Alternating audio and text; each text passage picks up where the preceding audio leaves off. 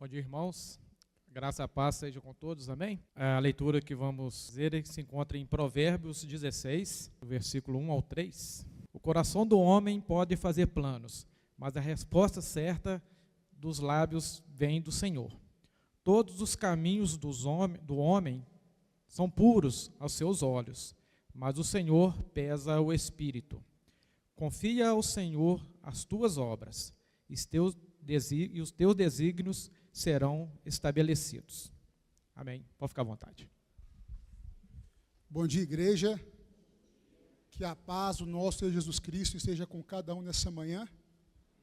O primeiro culto do ano, a passagem de ano é um divisor de águas, traz para as pessoas uma renovação, um novo ânimo, vontade de executar planos, onde são estabelecidos metas, objetivos, e isso é muito bom. Você estabelecer metas, fazer planejamento, isso é excelente. Precisamos ter em nossas vidas a questão do planejamento. Peço os irmãos para abrir em Isaías 55, no livro de Isaías 55, a partir do versículo 6. Isaías 55, versículo 6. Buscai o Senhor, enquanto se pode achar, invocai-o, enquanto está perto. Deixe o perverso o seu caminho, o iníquo os seus pensamentos. Converta-se ao Senhor, que se compadecerá dele, e volte-se para o nosso Deus, porque é rico em perdoar. Porque os meus pensamentos não são os vossos pensamentos, nem os vossos caminhos os meus caminhos, diz o Senhor. Porque assim como os céus são mais altos do que a terra, assim são os meus caminhos mais altos do que os vossos caminhos, e os meus pensamentos mais altos do que os vossos pensamentos. Porque, assim como descem a chuva e a neve dos céus, e para lá não tornam, sem que primeiro reguem a terra e a fecundem, e a façam brotar, para dar semente ao semeador e pão aos que come. Assim será a palavra que sair da minha boca, não voltará para mim vazia, mas fará o que me apraz, e prosperará naquilo para que eu a designei. Nós fazemos os nossos planos, mas a resposta correta vem dos lábios de Deus. O que precisamos é fazer os planos, mas sob o prisma da palavra de Deus, que deve ser o objetivo de nossas vidas, servir a Deus. O planejamento é algo importante em todas as circunstâncias. Na nossa casa, o planejamento orçamentário familiar, o país, os estados, os municípios, eles têm como regra as leis orçamentárias. Essas leis, elas regem onde o dinheiro será aplicado, onde as ações governamentais serão aplicadas. Existe uma lei que se chama um plano plurianual, que vale para 4 anos, existe uma lei ordinária, que é o orçamento anual, e entre elas existe uma lei que faz uma interseção entre uma lei e outra, que chama a Lei de Diretrizes Orçamentárias. Nós normalmente ouvimos essas leis nos noticiários, mas não damos atenção, mas elas são de suma importância para a nossa vida, porque é com essas leis que os governos executam aquilo que estão planejando. E no mundo corporativo, nas empresas, também existem os princípios fundamentais. Os estudiosos, eles determinaram os princípios fundamentais do planejamento. E eu, usando de alguns desses princípios, eu vou fazer um paralelo para a nossa vida cristã. E dos primeiros princípios desse se chama MVV, Missão, Visão e Valores. Uma empresa, para está bem posicionada, ela tem que ter missão, visão e valores. Nós, como cristãos, nós precisamos também. Nós temos uma missão. Essa missão nos foi dada. Ide, portanto, e pregar o Evangelho. Essa é a nossa missão. Isso foi nos dado. Isso é uma ordem que Jesus deixou para nós. A nossa visão. Qual é a nossa visão? Eu vou trabalhar aqui um versículo que eu sempre estou trabalhando, 2 Coríntios 4. Nós precisamos olhar além daquilo que os nossos olhos veem. Olhar para o céu, olhar para o porvir. Infelizmente, nós temos os nossos sentidos nos limitam a ver, de uma certa forma, a curto prazo. Mas a palavra de Deus nos ensina que precisamos olhar além daquilo que os nossos olhos veem. Nós também temos os valores. Quais são os nossos valores? Amar a Deus sobre todas as coisas, amar ao próximo como Jesus amou, né? Porque o novo mandamento foi dado, amar o próximo como Jesus amou. E Jesus deu a sua própria vida. Nestes princípios, esses princípios eles definem a identidade, o propósito e as guias de conduta da empresa, orientando todas as decisões. Então, identidade. A empresa tem identidade. Qual é a nossa identidade? A nossa identidade é ser como Cristo, é parecer com Cristo. Pequenos cristos aonde nós estivermos, na nossa família, na nossa vizinhança, no nosso emprego, as pessoas têm visto Cristo em nós, nós temos exalado o bom perfume de Cristo. Qual o nosso propósito? O nosso propósito principal é estar com Cristo no porvir.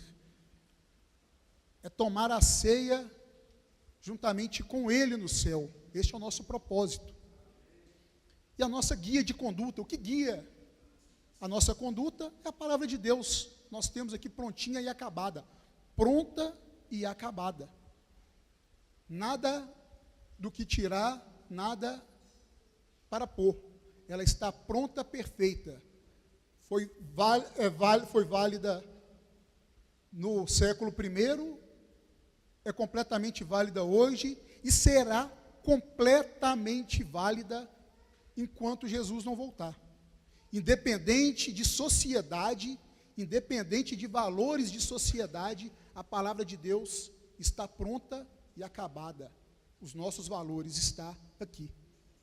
Embora, infelizmente, às vezes até mesmo dentro da igreja, pessoas têm questionado. E precisamos estar atentos a isso. Os nossos valores, a palavra de Deus está pronta e acabada. Um segundo princípio da administração, princípio fundamental do planejamento, é o holismo e a coordenação. O que é o holismo? A empresa tem que ver o cenário como um todo. E a coordenação é, cada parte da empresa tem que estar em harmonia. E somos nós. O corpo de Cristo. O corpo que Cristo é a cabeça. Nós somos parte de um corpo que precisamos de estarmos, este corpo funcionando, cada um com sua função, cada um com a sua contribuição em harmonia, uma coordenação perfeita.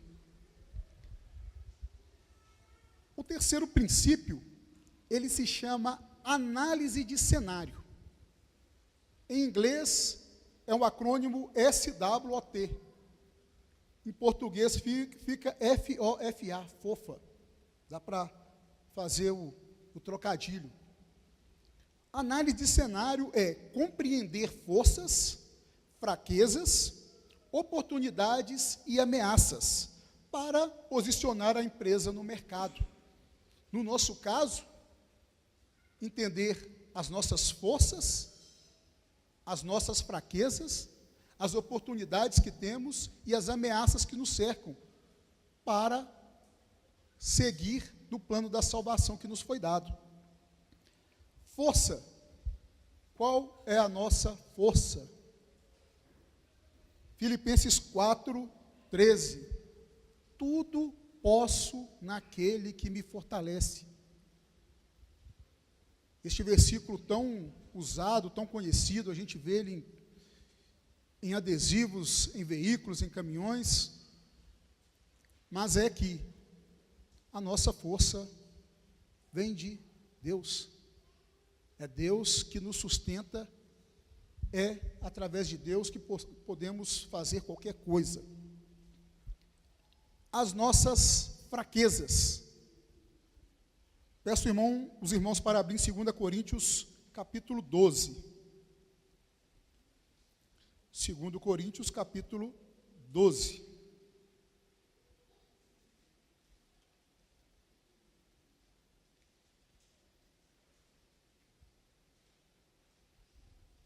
A partir do versículo 7. 2 Coríntios 12, a partir do versículo 7. E para que não me ensoberbecesse com a grandeza das revelações, foi-me posto um espinho na carne, mensageiro de Satanás, para me esbofetear, a fim de que não me exalte. Por causa disso, 3 vezes pedi ao Senhor que o afastasse de mim. Então ele me disse: a minha graça te basta, porque o poder se aperfeiçoa na fraqueza. De boa vontade, pois, mas me gloriarei nas fraquezas, para que sobre mim repouse o poder de Cristo. Pelo que sinto prazer nas fraquezas, nas injúrias, nas necessidades, nas perseguições, nas angústias, por amor de Cristo, porque quando sou fraco, então é que sou forte. Então nós temos um cenário melhor do que o das empresas, porque as empresas vão ter fraquezas mesmo, vai ter situações que as dificultam. No nosso caso, quando somos fracos é que somos fortes, porque estamos entregues, nós estamos totalmente dependentes da vontade de Deus e confiantes na vontade de Deus. E é dessa forma que, na fraqueza, é que somos fortes, porque a nossa confiança está em Deus. E aí a gente chega nas oportunidades. Oportunidades eu vou colocar em 2 prismas. Qual que é a nossa oportunidade? Enquanto estamos vivos, no primeiro prisma, enquanto estamos vivos, nós estamos no plano de salvação. Crer, nós cremos, né? Nós aceitamos, nós confessamos, nós arrependemos, nós batizamos. E estamos em constante perseverança. O plano de salvação, ele só vai estar completo ou quando a morte chegar para cada um de nós, ou quando Jesus voltar. Precisamos estar em perseverança, permanentemente vigilantes. Esse é o primeiro prisma, a oportunidade que nós temos. Enquanto estamos vivos, nós temos a esperança. E no segundo prisma, em oportunidades, é a que está em Mateus 9, de 35 a 38. A seara. A seara é grande. Peça para o Pai mandar mais trabalhadores. Nós temos muitas oportunidades, muitas pessoas que ainda não conhecem o Evangelho, pessoas que conhecem Jesus, mas não conhecem o Evangelho, que é algo diferente. Hoje, no nosso país, será raro uma pessoa que não sabe quem é Jesus, que fala que acredita em Jesus, que fala que segue Jesus, mas não conhece o Evangelho, não conhece a novidade de vida, não conhece o plano de salvação que está proposto na palavra de Deus. E é uma função nossa. Então, a seara é grande e precisa de trabalhadores. Então, esse prisma da oportunidade. E aí eu chego na questão das ameaças. O que ameaça uma empresa e o que ameaça o cristão. O que nos ameaça é o pecado. Hebreus 12, 1 fala para nos desembaraçarmos do pecado que tenazmente nos rodeia. A nossa natureza é inclinada ao pecado, é inclinada ao prazer. Nós, naturalmente, buscamos o prazer, a recompensa. Isso é da nossa natureza. Não é todo prazer, não é toda recompensa que leva ao pecado. Mas eu faço um paralelo com o dinheiro, né? A busca pelo prazer e a busca pelo dinheiro. Você pode buscar o dinheiro, mas tem um caminho correto a ser seguido. Quem tem filhos jovens, né, sabe da dificuldade quando o filho chega na adolescência. A maior preocupação dos pais é que eles se enveredem ao caminho dos vícios, os diversos vícios, diversas situações da vida. A pior situação de um filho é estar longe do plano de salvação. Então, essa é a pior situação, é o pior cenário. O pior cenário é um filho estar longe do plano de salvação. E cenários difíceis também, neste plano terreno, é que filhos estejam enveredados para o vício. E muitas vezes a abordagem que é feita quanto aos vícios é de uma maneira errada. Porque você fala que a droga é ruim, a droga ilícita é ruim. De uma certa forma, a droga ilícita é ruim. Só que essa droga ilícita, ela traz um prazer. Ela traz algo que dá uma satisfação curta, mas traz uma satisfação. Só que ela tem um peso. A droga, o sexo ilícito, os vídeos curtos no telefone celular, libera um neurotransmissor chamado dopamina, que é o neurotransmissor do prazer e da recompensa. E o nosso corpo, ele tende ao caminho mais fácil. Então, se você dá essa dopamina de uma maneira mais rápida, mais fácil, mais o seu corpo vai querer dessa forma. Então, a droga é isso. É uma liberação de dopamina de uma maneira rápida, fácil. Só que isso traz consequências. O uso da droga traz a consequência do vício, que você vê milhares de pessoas, zumbis humanos. Literalmente, zumbis humanos. Pessoas vivendo numa miséria, nas ruas, em razão não da questão financeira especificamente, mas por questões de vícios. Existem locais na nossa região que são coisas assustadoras. O número grande de pessoas vivendo desta forma.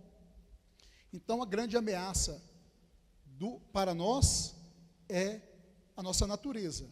A busca pelo prazer e a busca pelo prazer de uma maneira errada, de uma maneira de atalhos. Nós podemos sim buscar o prazer, nós podemos sim buscar o dinheiro, mas desde que possamos fazer isso da maneira correta. E tem uns custos para isso. Então, da mesma forma, as drogas ilícitas, que traz um prazer rápido, ela também tem um grande custo. Ela também tem uma grande consequência, que é a desgraça total na vida das pessoas. E para nós, a busca errada pelo prazer gerará o pecado, e aí trará a desgraça pior para o cristão, que é sair do plano da salvação. Então precisamos estar atentos, vigilantes, para ficarmos no plano da salvação. E aí eu peço aos irmãos para abrir em Romanos. O Max trouxe Romanos 6, eu vou trazer Romanos 6 também. Romanos 6, versículo 11. Assim também vos considerai-vos mortos para o pecado, mas vivos para Deus em Cristo Jesus. Não reine, portanto, o pecado em vosso corpo mortal, de maneira que obedeçais às suas paixões. Nem ofereçais cada um os membros do seu corpo ao pecado, como instrumento de iniquidade, mas oferecei-vos a Deus como ressurretos dentre os mortos, e com os vossos membros a Deus como instrumento de justiça, porque o pecado não terá domínio sobre vós, pois não estáis debaixo da lei, e sim da graça. Então estamos, irmãos, debaixo da graça. Lucas 14, 25 a 33, ele traz até o calculando os custos. É um planejamento. Lucas 14, 25 a 33, a passagem que fala que se amarmos mais a família do que amamos a Deus, nós não servimos para ser servos de Deus. Nós precisamos amar a Deus acima de tudo. Nós precisamos fazer a escolha. Ser servo de Deus exige uma escolha, e precisamos fazer isso. Então tem pessoas largando o evangelho por causa de namorado, de marido, por causa de pai, por causa de mãe, como no começo teve pessoas que acreditaram em Jesus, acreditaram que ele era o Salvador, mas por causa dos fariseus, por causa dos locais, por causa do status, eles preferiram o status do que a Jesus. Então precisamos calcular o custo. Se vamos para a guerra, precisamos saber se com o número de soldados que temos, nós possamos ir para a guerra. Precisamos calcular os custos. E aí eu chego no último ponto: foco em objetivos e metas. Qual é o nosso objetivo e meta? O nosso objetivo e nossa meta é seguir o plano da salvação, é seguir o que está proposto a nós, perseverar na palavra de Deus. E essa é uma meta de curto prazo, é uma meta de curtíssimo prazo, independente de quantos anos viveremos. Se nós vamos ter uma vida longa de vários anos no Evangelho, vários anos nessa terra, independente, será curto ou curtíssimo prazo, se olharmos, se compararmos com a eternidade que nos espera. Eternidade não tem como comparar com os pouquíssimos anos, por mais longos que eles sejam nessa terra, com a eternidade. Então precisamos estar atentos que essa passagem aqui na terra, ela é rápida. Olhar para onde os nossos olhos não veem, atentar para onde os nossos olhos não veem. Atentamos muito ao prazer, à nossa satisfação pessoal, e precisamos atentar para onde os nossos olhos não veem. E, partindo desse pressuposto, deste planejamento, dessa meta de curto prazo, qual o dia mais importante desta meta? Qual o dia mais importante? É o dia de hoje. É o dia de hoje. O Marcão trouxe um vídeo na semana passada sobre as pessoas que descobriram que era o último dia da mãe deles. Eu uso esse mesmo vídeo para perguntar: e se esse for o nosso último dia? Se Jesus romper este céu hoje, como Ele nos encontrará? Se qualquer um de nós morrermos hoje. No dia de ontem, nós temos um irmão que está chorando a morte de um pai. Iniciou o velório de um pai.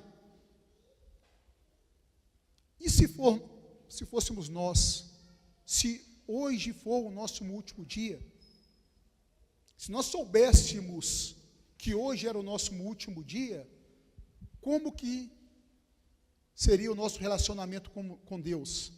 Nós estaríamos ligados com Deus, orando. Trago aqui a passagem de Jesus no Getsêmani, como Jesus orou, como Jesus estava orando, como o suor parecia sangue, e os discípulos dormiam, enquanto Jesus estava orando. Se nós soubéssemos que hoje iríamos morrer, como estaria a nossa ligação com Deus? Como seria a nossa oração para Deus? Será que é a oração que está no nosso cotidiano? Será que é o relacionamento que nós temos no nosso cotidiano? E aí eu trago também a parábola das 10 virgens, porque Jesus nos alertou para isso. Precisamos ficar alerta. Nós não sabemos o dia nem a hora. Não sabemos quando o noivo virá. E precisamos ser prudentes, estar com o óleo preparado para manter o candeeiro aceso. Precisamos estar preparados, porque hoje pode ser o último dia. E cada dia, no nosso planejamento, por mais longo que seja, será o dia de hoje. Precisamos estar atentos, ligados quanto a isso. Jesus pode voltar a qualquer momento. Então, irmãos, voltando em Provérbios 16. Provérbios 16. Nós temos os nossos planos, que podem não coincidir com os planos de Deus. Por mais que os nossos planos seja, de uma certa forma, agradar a Deus, nós temos o plano de subir para o andar superior. E qual é o nosso plano para continuar a obra de Deus? Porque o andar de cima não é a obra de Deus. O andar de cima é obra nossa. É uma obra, uma vontade nossa. O plano de Deus para as nossas vidas, a obra de Deus para as nossas vidas é o ID. É a nossa missão, é levar o Evangelho. É levar o Evangelho para diversas criaturas que estão sedentas. Nós temos um mundo com diversas distrações, mas diversas pessoas desesperadas. O nível de depressão, o nível de pessoas atentando contra a sua própria vida e segurança é algo endêmico. Diversas pessoas, nós vivemos numa sociedade com um problema emocional gravíssimo. E precisamos ter compaixão dessas pessoas. Como Cristo teve compaixão quando ele fala da seara, ele viu as almas aflitas e ele falou sobre a seara, de diversas pessoas carecendo, precisando do Evangelho. E nós somos os missionários. Missionários é a pessoa que detém uma missão, e essa missão é nossa, de cada um de nós. Então, irmãos, um ano novo, planejamento novo, expectativas, mas acima de tudo, o dia é hoje. Hoje é o dia de servirmos a Deus, hoje é o dia de buscarmos fazer a vontade de Deus. Muitas coisas são necessárias, benevolência, amor ao próximo, mas acima de tudo é fazer a vontade de Deus, é seguir o plano da salvação. Que o Senhor complete essa mensagem no coração de cada um.